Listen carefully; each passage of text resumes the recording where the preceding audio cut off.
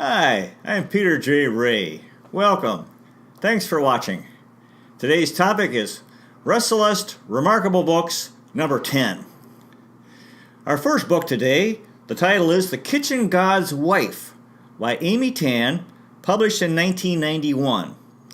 Now, Amy Tan is a wonderful current author. I think she's still writing this book. She's a Chinese American, and in this book she gets into a lot about China. And it's a novel, historical novel, and it's about a woman in China, presumably based on her mother or grandmother's experiences. And hard times in China in the old days, the early part of the 20th century, with the warlords and the in this case, the character, her mother died when she was very young, and then she was in a difficult marriage, and then the Japanese invasion during the Second World War, the Chinese Civil War, and so forth. And then, along with that, is their parts in the U.S. in her novels with the Chinese American female experience. Fine author, Amy Tan. Okay, the next book is Too Late the Phalarope by Alan Paton, published in 1953. Again, Alan Paton is the, years ago, very well-known South African novelist, and wrote about what it was like, what life was like in South Africa years ago, back in the 1950s. And this is a sad story, this novel, because it's about a European descent man who has a romantic relationship with an African woman. And apparently at that time, that was illegal in South Africa. And they had the so-called Immorality Act, and this fellow was imprisoned. Just imagine that they prohibited marriage between European descent people and Africans. So it was very tragic. The old days, we have much to be grateful for living in today's world. Alan Paton. Okay, the next book is The Last Brother, The Rise and Fall of Teddy Kennedy by Joe McGinnis, published in 1993. Of course, Ted Kennedy came from the famous Kennedy family, and this book, it's a true story, is about mostly about his life from 1960 to 1969. His older brother, John F. Kennedy, had been elected president in 1960, and then was assassinated in 1963. So this was really hard. His brother was president, and that was a wonderful thing for him. And then he was murdered. He had died. So he was in grief, losing his brother. And then it was just him and Robert, the two brothers. Of course, there were four sisters. In 1968, his brother Robert, Bobby Kennedy, ran for president and was assassinated during the campaign.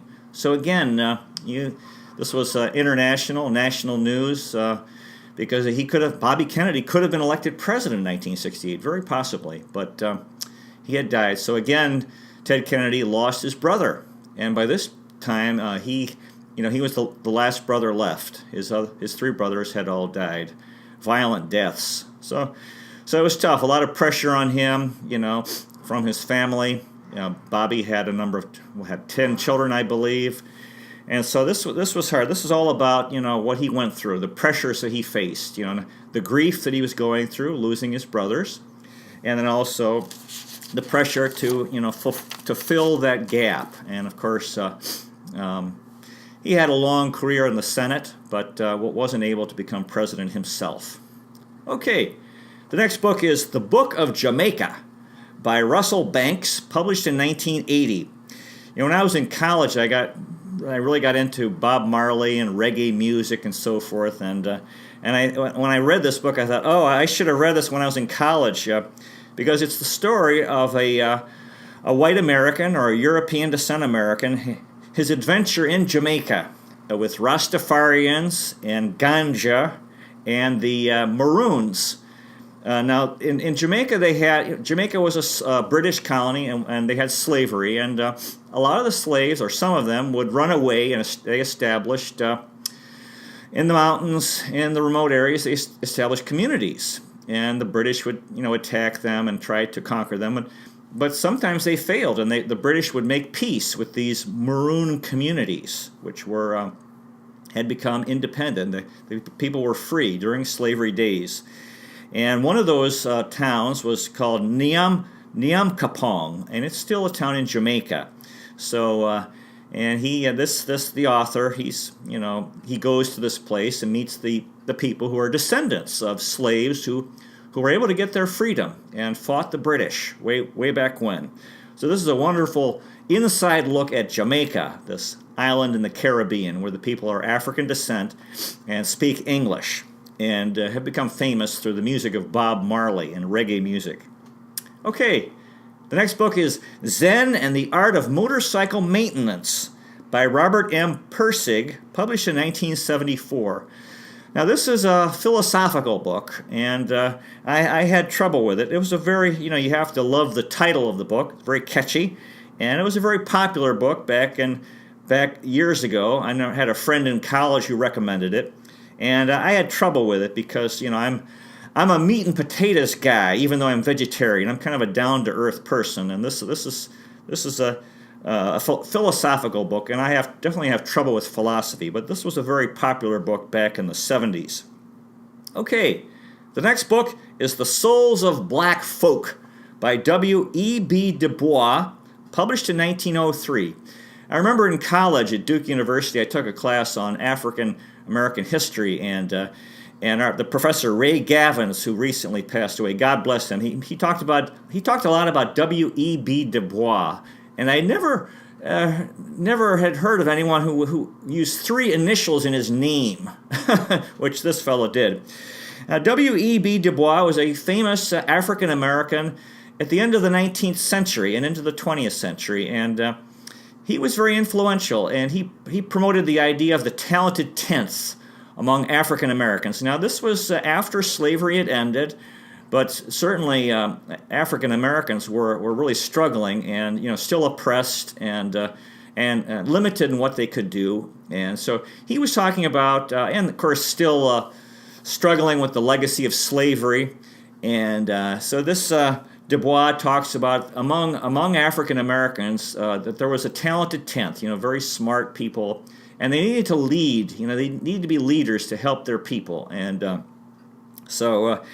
and he's also talking about that they should be treated better. He's pushing for reform. That they really need to be. They were second-class citizens. They didn't have equality before the law back at that time, and there was segregation where they were restricted and where they could go, where they could sit in different places, and in occupations. So, and at that time, the things that DuBois was pushing for and asking for didn't happen. It would have to wait till the 1960s before finally the government started trying to help African Americans have equal rights and everyone be able to vote and so forth. But this is a wonderful book, and W.E.B. DuBois should be remembered. I applied for a teaching job in Cleveland at T Squared Academy, and T as in T with a small 2, like the math symbol, and that would be the talented tenth idea, which W.E.B. DuBois promoted. And he was a contemporary of Booker T. Washington. They were the famous African American leaders at the end of the 1800s and into the 1900s. Okay, the next book is Number One by John Dos Passos, published in 1943. This is a novel that depicts a possible dictatorship in the United States, and it sounds very much like it's based on the life of Huey Long, who was a popular politician, a senator back in the 1930s during the hard times. He was a rabble-rouser, and there was speculation back then that he could have become a dictator of the United States because he appealed to the poor, he had charisma, but he was murdered. So anyway, John Dos Passos is a fine novelist from the early part of the 20th century. Okay, the next book is Possessing the Secret of Joy by Alice Walker, published in 1992. Now in this book, this novel, Alice Walker gets into a very painful, tragic, terrible topic, namely female circumcision or mutilation. It's actually What it really means is when a girl's clitoris is removed from her private area and in her vagina. And this is done, actually practiced mostly in Africa and some mostly in parts of Africa and some Muslim countries. And it's a terrible thing, and the idea is to make it so that a woman cannot have sexual pleasure. And the belief is that, or the justification is for men. They think, well, my wife won't cheat on me. She won't have an affair with another man if she can't have pleasure from sex.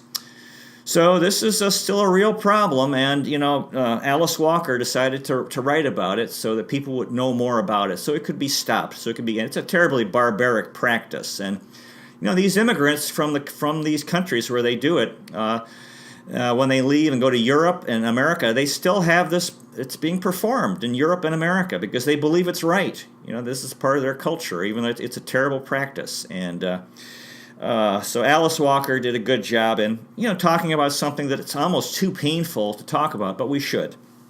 And actually, I liked the one line from the book that I wrote down. Quote, "I want to go home. So do we all," he replied grimly, with the downcast, helpless look of a man bound to a woman and to circumstances perpetually beyond his control. So Alice Walker is a fine author, and she's still writing, as far as I know. Okay, the next book is The Lost World by Sir Arthur Conan Doyle, published around 1900. Now this is Jurassic Park, before Jurassic Park was created. Arthur Conan Doyle, of course, is the creator of Sherlock Holmes, wrote this book. It's set in the 1800s, and it's set in South America. And according to this book, it depicts dinosaurs in South America in this a remote area, which I guess back then they believed could have been possible because there were parts of the world that were unexplored.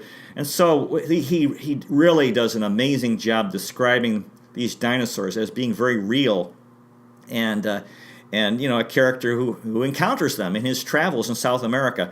The best part was about the pterodactyl lake and an attack by pterodactyls. You really feel, these pterodactyls were these huge flying dinosaurs, and I guess birds are descendants of them. So this is a wonderful book and very similar to Jurassic Park. The same type of thing, same type of story.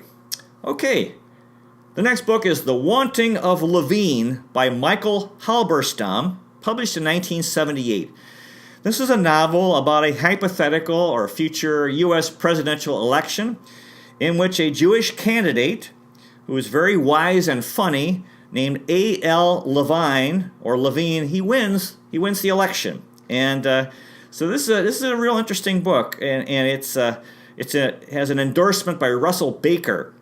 And there's comedy and it's serious at the same sort of mixture of comedy and seriousness. And very interesting, about this fellow who's a non-conventional candidate, who's a very smart guy, very wise, but he also has a very good sense of humor. So really a good candidate, and he wins the election, a Jewish president of the United States. Okay. The next book is The World Is My Home by James A. Michener, published in 1992.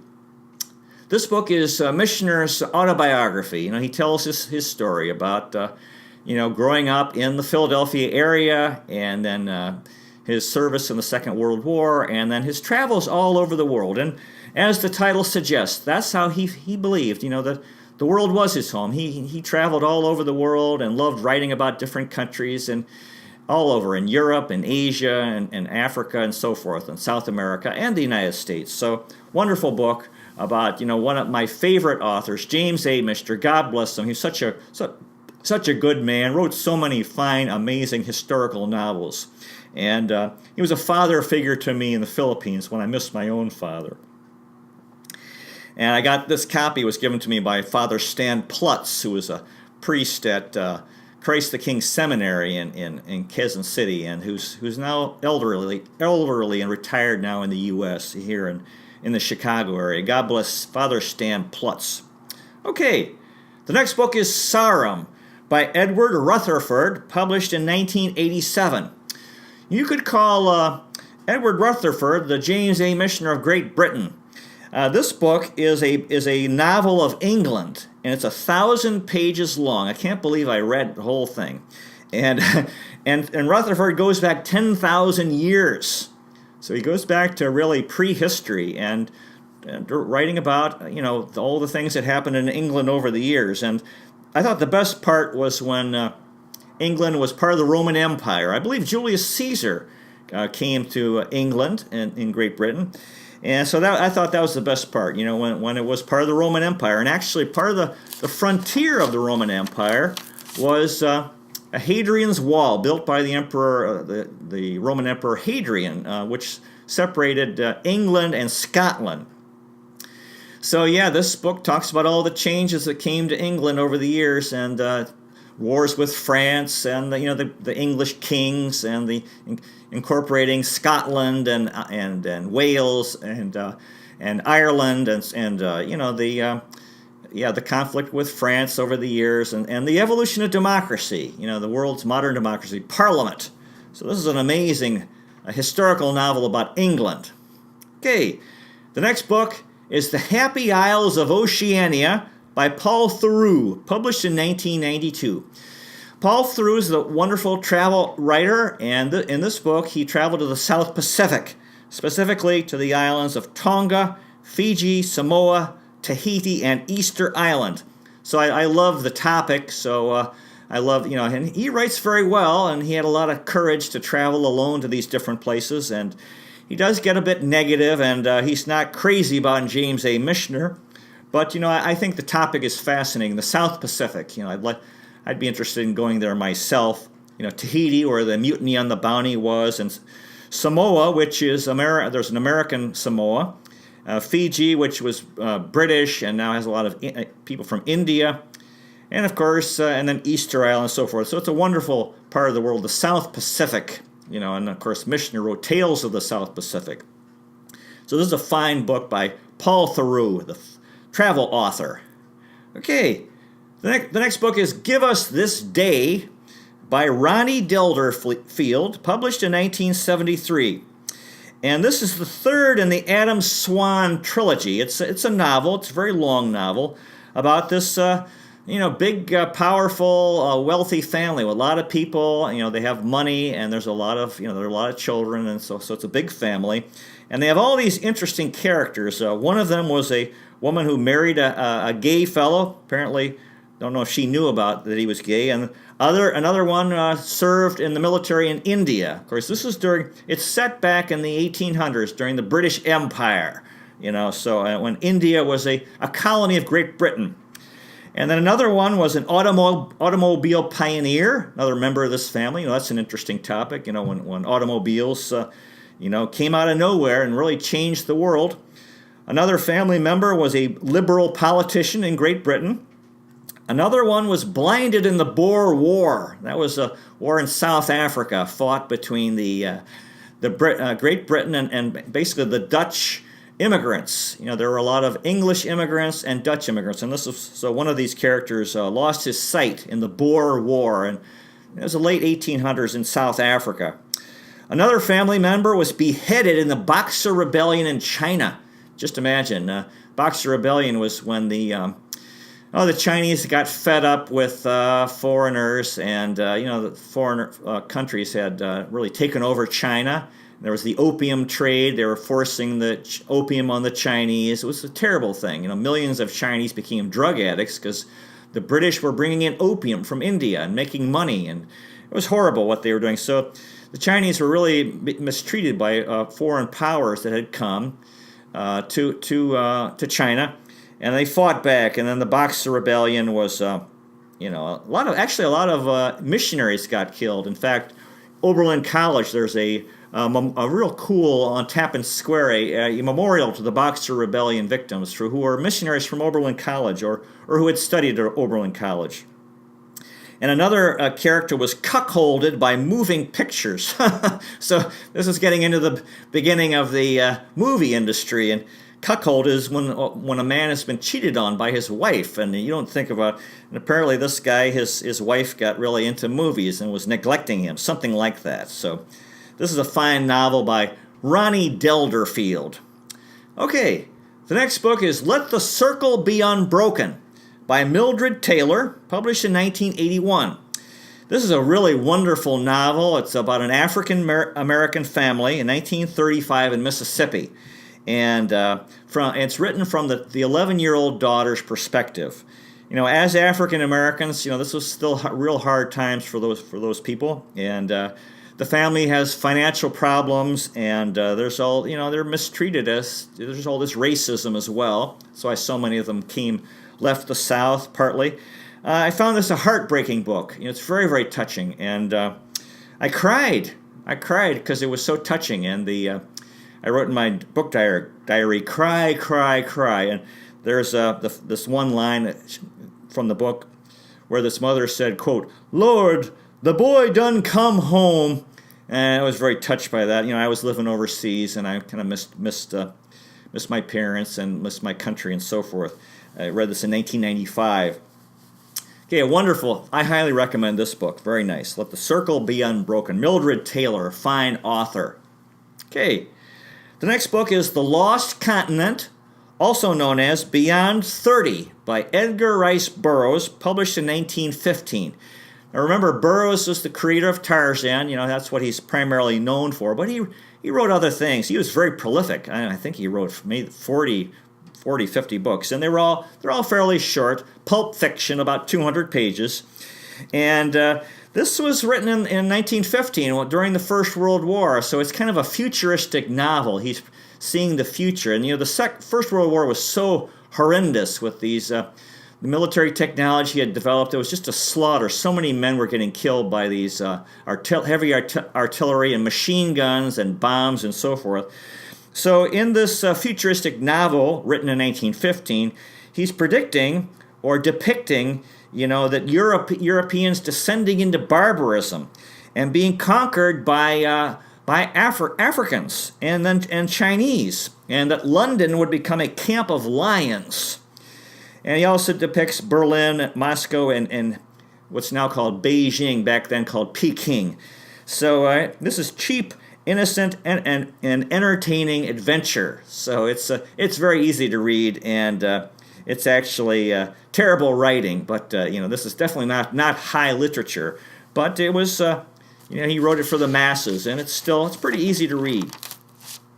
Okay, the next book is Family Pictures by Sue Miller, published in 1990. This is a wonderful novel of an American family in the 1950s, 60s, and 70s, and it's really something, because it reminded me so much of my own family, because that was the same era. My parents were married in 1950, and my older siblings were born in the 50s, and it has it shows how people are changing. You have a family. The times are changing, and the people are changing. They're all going through different things, and in this family in the 1960s, there was so much conflict between parents and their teenage or young adult children. Specifically involving the Vietnam War, fathers and sons in conflict, and then siblings and sibling relationships. So I thought this was a tremendous novel about a family and how families change over time as people age, and everyone's changing, and the times are changing. And so I like this because it was the times that I lived through, my childhood in the 60s and 70s. So I think this is a wonderful, wonderful novel, and I liked the line. There's a good line that goes like this, quote, "Maybe I thought when life has bent you, has changed you in the cruel ways it bent and changed Laney, it's too much to ask that you ever move beyond it, even in the name of health, even in the name of happiness." Well, I'm not sure I agree with that, but I thought it was a nice, interesting thought, and this is a brilliant book. I think we should, whatever happens to us, we should try to overcome it. But of course, some people can't, or won't, and whatever bad things happen, they're very much affected by it, and aren't able to overcome what happened. Okay, the next book is The World Series, The Great Contests, by Richard J. Brenner, published in 1990. So he's talking about these different baseball championship series played over the years, and I read it because Cleveland Indians were in the 1995 World Series. So there's he's talking about the 1982 World Series, which was a great one between the Milwaukee Brewers and the St. Louis Cardinals, went 7 games, and the 86 series between Cincinnati Reds and Boston Red Sox, that was another classic one. And going back to many of them were the games series between the New York Yankees and the Brooklyn Dodgers. So they were sort of a New York series. And so this is a good, this is my part of my life as a baseball fan and being interested in the history of baseball. All these players who made it to the final round in baseball and trying to win it all. And the famous guys who were involved in this, like Babe Ruth and Bob Gibson and Catfish Hunter and Reggie Jackson and Mickey Mantle and so forth, Joe DiMaggio. So this is a very nice book for a baseball fan. Okay, the next book is Children of the Arbat by Anatoli Rybakov, published in 1988. This is an inside look at Stalin's Soviet Union. Now it's now Russia, back when it was a communist country. And it talks about the beginning of Stalin's reign of terror in 1934, and people being arrested and sent to Siberia, political prisoners. So this is a fine book, and he's telling it like it is, kind of like Solzhenitsyn, the reality of life in the Soviet Union and how terrible Joseph Stalin was in his government. And it was like they were demons. And these guys who. They achieved tremendous political power, and then they were just really very cruel and abusive and manipulating people and believing they were creating a wonderful utopia, a wonderful society. But they weren't. They were just enjoying power and being very, very cruel and imprisoning millions of people, killing millions of people. And all those people who had so much power, they all lost that power. They were all betrayed. They betrayed each other because, they were all wrong. And so this is really something, what happened. Okay, the next book is All-Pro Baseball Stars, 1977, by Mark Weber, published in 1977.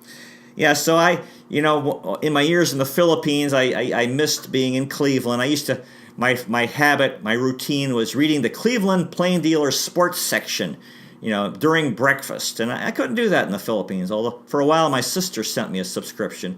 So I would read, books like this took the place of reading the Cleveland Plain Dealer sports section. And some of my favorite players from this book include Joe Morgan, Ken Griffey, Thurman Munson, Chris Chambliss, Bobby Grich, Mark Fidrich, Andy Messersmith, Amos Otis, Bobby Bonds, Mark Belanger, and John Lowenstein.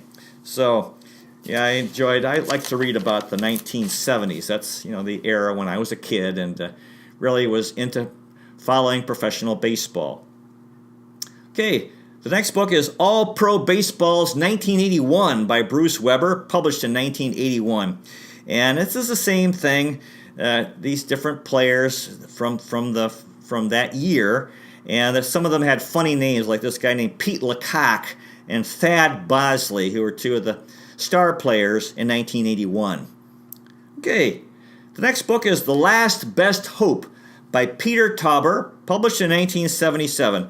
This is a very long novel, 700 pages, set in the United States in the 1960s, and it's very well done. And I especially enjoyed the part about the 1968 U.S. presidential election, which is my favorite of all the elections, because you had, Lyndon Johnson, who was the incumbent, who could have run but was so unpopular and dropped out, and then Eugene McCarthy, who tried to win the nomination and kind of faded. Then Bobby Kennedy was coming on real strong, but then he was shot and killed. And then Hubert Humphrey finally was nominated, but then he lost in the general election against Richard Nixon.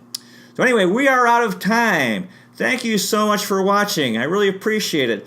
God bless you. God bless the Philippines, America, and the whole world. Live long and prosper. See you next time.